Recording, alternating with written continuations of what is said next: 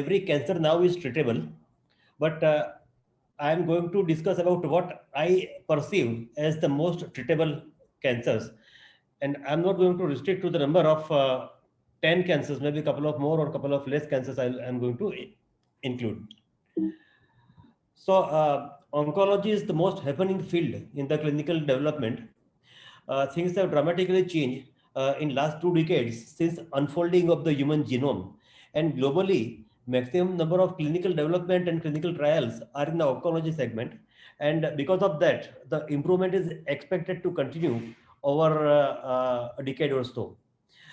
So, what I mean by treatable cancer is where the outcome is excellent, or where the natural history has been altered significantly with the innovations in treatment in last 2 decades, or where there is de-escalation in the treatment in last few years, having the equivalent oncological outcome or survival.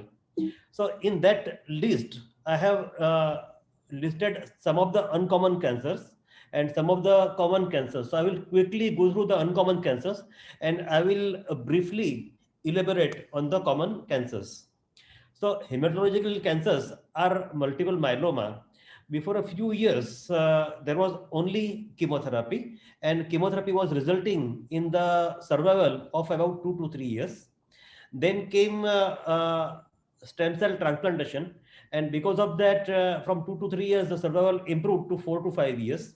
And now we have a number of targeted therapies like lenalidomide, pomalidomide, carfilzomib, and bortezomib, and so on and so forth. And now we have started questioning whether transplant is actually required in myeloma or not. And without transplant, the survival is reaching up to 7 to 8 years. So from 2 to 3 years, the survival has improved to about 7 to 8 years. For chronic myeloid leukemia, in 2001, we had the invention of imatinib, and that improved the survival of CML from about 3 to 4 years to about 15 to 20 years. And now, in addition to imatinib, we have better tinibs like bosutinib, dasatinib, nilotinib, and ponatinib. And with that, the survival is likely to improve even further. The same is the story with chronic lymphatic leukemia as well as acute myeloid leukemia. Acute lymphoblastic leukemia in children is one of the most curable cancers. When I say that, I mean that in low risk ALL, the cure rate is touching about 90%. And the same is true about lymphomas. I am not going to elaborate on the treatment and management of each of these cancers. In solid tumors, in testicular tumors or germ cell tumors, nothing has changed in last about 20-25 years. But in spite of that, even in stage 4, testicular tumor is cured in about 70-80% of the cases. Gestational trophoblastic tumor like choriocarcinoma and others, again, with simple drug like methotrexate, the cure rate is about 80 to 90%.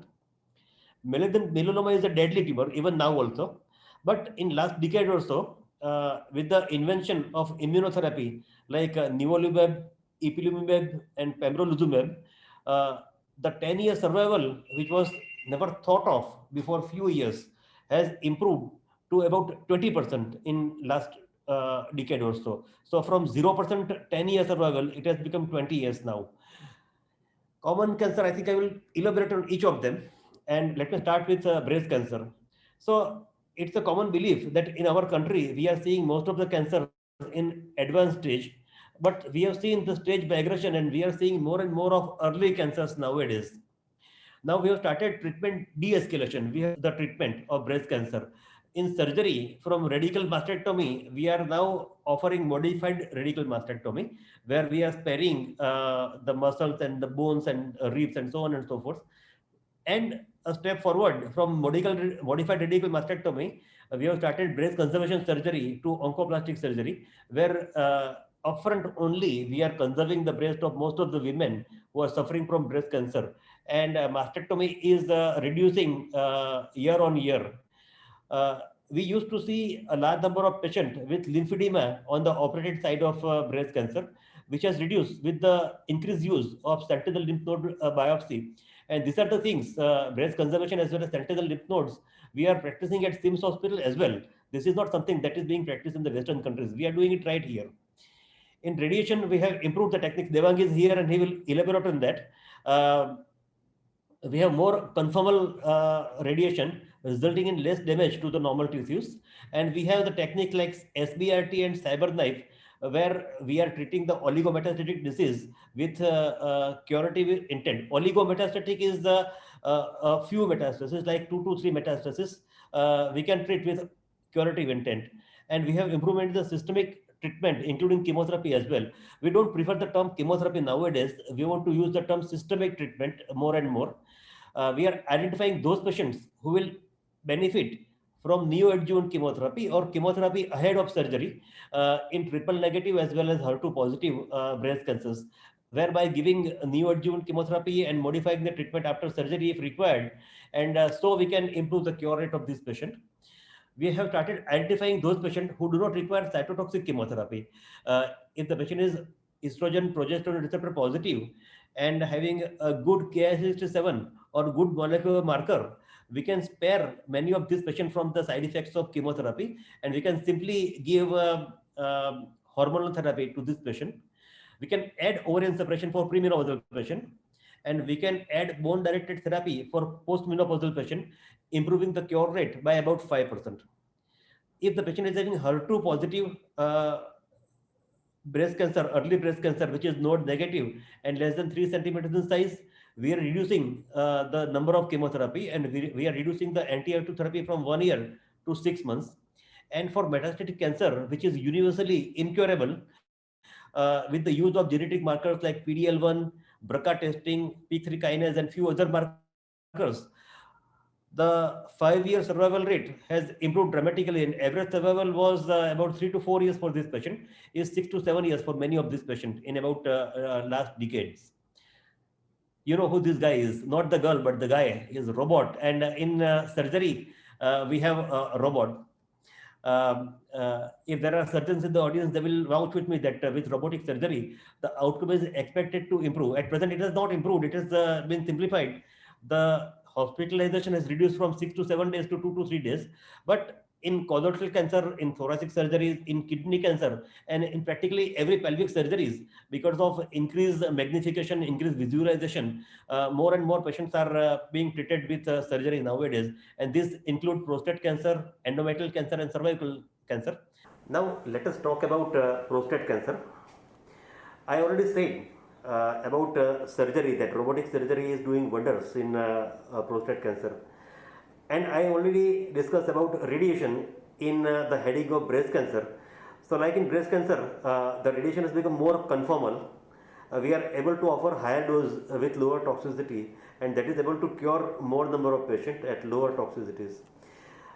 Oligometastatic, if patient is having only a few metastases, like 2 or 3 metastases, we can treat the prostate as well as the metastatic disease, and what was incurable earlier is now often curable. My therapy is systemic therapy. We don't prefer the term chemotherapy, because under the term systemic therapy, many more things are included. In last 15 years, we have 2 new drugs in chemotherapy, and they are docetaxel and cabazitaxel. We have a few more hormonal therapies like abiraterone, enzalutamide, and few others. We have targeted therapies like olaparib, that is effective in some patients. We have immunotherapy like pembrolizumab and a few other immunotherapeutic drugs. And we have bone directed therapy like lutetium or actinium PSMA. And each of these drugs are adding a few months to the survival. So together, the sequential use of each or most of these drugs add about 3 to 4 years of the survival of metastatic cancer. In other words, the patients with metastatic prostate cancer were surviving for about 2 to 3 years before about 15 years. They are surviving for about 7 to 8 years with current therapies. Ovarian cancer is another example which has become more treatable nowadays. Ovarian cancer was always a chemosensitive tumor, and only chemotherapy was offering the survival of about 2 to 3 years, and chemotherapy and surgery were curing about 20-25% of the patients, and survival was about 3 years for the other patients. With the surgical technique like HIPEC, which is also available at SIMS Hospital, a few more patients can be cured now.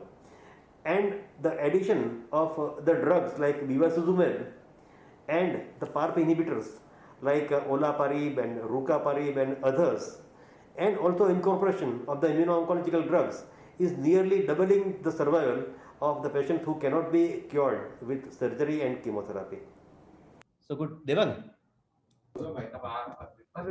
Yes. Yes, Devang. Now I can listen to you. So we have female of 45 years having cough, dyspnea, and weight loss. And the X-ray chest and CT scan is showing right lung upper lobe opacity with mediastinal node and both lung multiple metastasis. The CT scan report is showing that patient is having 3 by 2 centimeter heterogeneous mass in right lung upper lobe with multiple mediastinal lymph node and multiple metastases in both the lungs. Possibility of malignant lesion in right lung with metastasis and advised FNSC. So do you find anything objectionable in this CT scan report?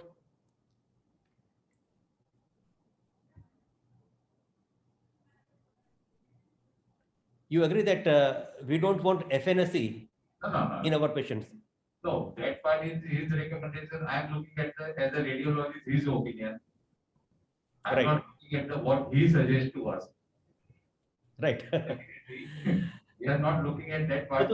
Yes, 3 by 2 centimeter mass is there, speculated margin, so they are more suspected for the malignant lesions with the multiple nodes. Right. So we are ruling out some infective etiology as far as the multiple nodules are seen in the other part of both the side of the lung.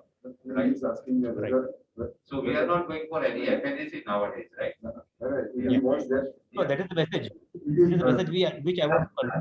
We always want to have a tissue for most of the cancer. We would like to have because rather than FNSC, because the mass can be easily get the tissue. So better to have a tissue rather than FNSC. Right. So we want to find out whether it is adenocarcinoma or squamous cell carcinoma. And non-smoker lady usually have adenocarcinoma. In adenocarcinoma, most of the patients will have some molecular abnormality, like what we call EGFR or ALK or ROS1 or PDL1 and few others. So Jayesh bhai, I was listening to you as well. So if the patient is having one of this abnormality, you will start with chemotherapy or targeted therapy? Definite driver mutation is there, so we can definitely target the lesion with whatever the mutation driver is there, we can address that part. And what you are going to ask is the 5-year survival. I will say the plenty of the patients, they are living healthy, normal life in spite of the stage 4 lung, especially non-smoker, young lady, right? Right. So before a few years, the 5-year survival was practically zero. And most of the patients were surviving for 1 to 1.5 years. And now with incorporation of molecular targeted therapy, 5-year survival is 20%. And in some of the patients like EGFR or ALK mutated patients, the 5-year survival is as high as 40-45%. So which is the phenomenal improvement in the survival of this patient. If anyone in the audience has any question, please go ahead and ask. We can discuss those questions as well.